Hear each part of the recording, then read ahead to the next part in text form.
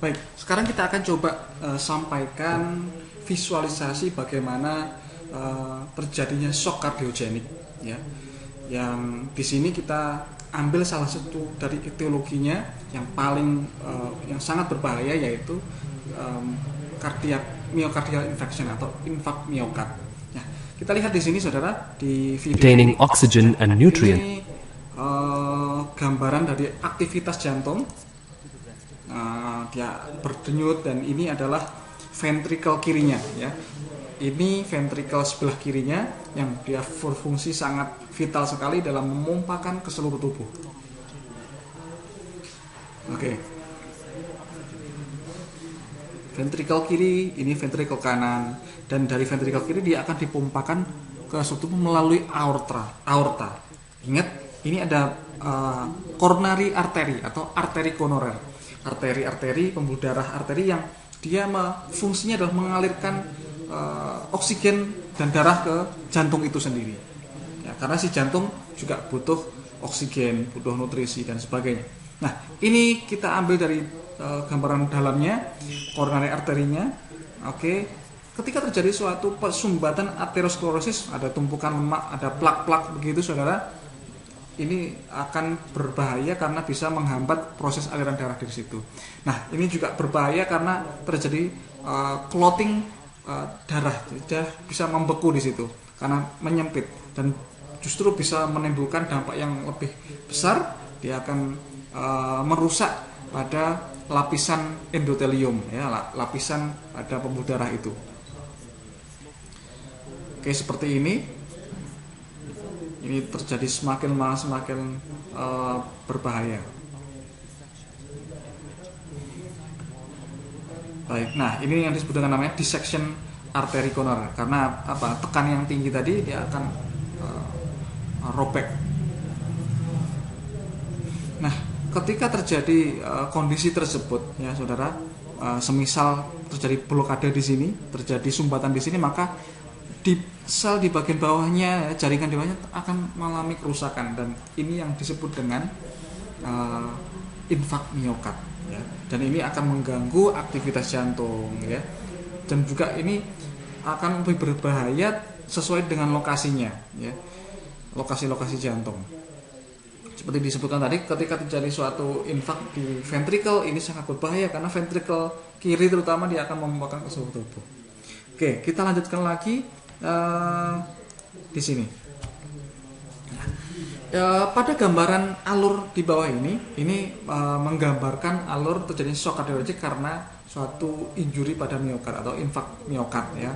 Dan ini bisa menyebabkan terjadinya penurunan kontraktilitas, penurunan fungsi kontraksi pada jantung. Nah, akibatnya apa? Akibatnya adalah terjadilah penurunan cardiac output. Saya ulangi lagi, cardiac output adalah jumlah darah yang keluar dalam 1 menit. Kalau istilah lain ada namanya stroke volume, ya. Stroke volume itu adalah jumlah darah yang dikeluarkan pada dari jantung sekali denyutan. Nah, kalau cardiac output adalah dikalikan selama 1 menit, ya. Kemudian dampaknya dari penurunan cardiac output ini adalah terjadinya tentu penurunan tekanan darah. Yang dikeluarkan sedikit, nah, tentu tekanan darahnya akan turun. Ada lagi terjadinya penurunan perfusi jaringan. Dia kalau mempunyai sedikit, maka darah yang sampai ke otak, sampai ke jaringan-jaringan penting lain, ke ginjal dan sebagainya, tentu akan menurun juga dan bisa menimbulkan dampak lain, yaitu edema paru. Nah, kok bisa terjadinya penumpukan cairan pada paru-paru? Ya, kalau misalkan terjadi masalah pada ventricle sebelah kanan.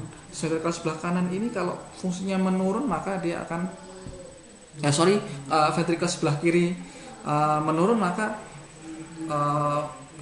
dia nggak bisa membangun seluruh tubuh. Justru yang darah yang dari paru-paru kembali ke arteri, ke atrium kiri itu akan menumpuk kembali lagi ke paru-paru. Kalau misalkan ventricle yang sebelah kanan yang mengalami masalah, maka sebaliknya terjadilah edema pada ekstremitas umumnya, ya. Kemudian ada juga namanya asites atau penumpukan jantung pada rongga peritoneum. Nah, itu yang dibahas sebenarnya di sebelumnya, ya, terkait dengan gagal jantung. karena sangat berkaitan sekali.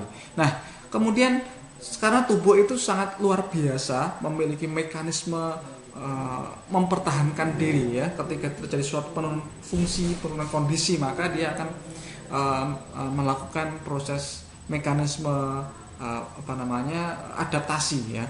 Nah, apa yang dilakukan oleh tubuh ya, salah satunya adalah pada pembuluh darah. Ketika terjadi penurunan tekanan darah, maka dia akan melakukan, pembuluh darah itu akan melakukan vasokonstriksi. Apa itu vasokonstriksi? Ya, kita harus pahami vaso itu berkaitan dengan pembuluh darah, konstriksi adalah penyempitan. Artinya penyempitan pembuluh darah. Karena supaya mempertahankan jaringannya, mempertahankan perfusinya, dia akan menyempit. Supaya apa? Tekanannya akan tinggi, meningkat. Nah, tapi ketika ini tidak teratasi dan gagal, justru bisa mengakibatkan penurunan perfusi ke organ vital tubuh. Jadi kondisi penurunan perfusi tambah semakin parah pada organ-organ vital tubuh, pada pada otak, pada jantung itu, pada ginjal, pada kemudian ini bahkan pada gangguan multi organ. Kalau multi berarti banyak organ vital di sini sudah mengalami gangguan, dan ini bisa menyebabkan kematian.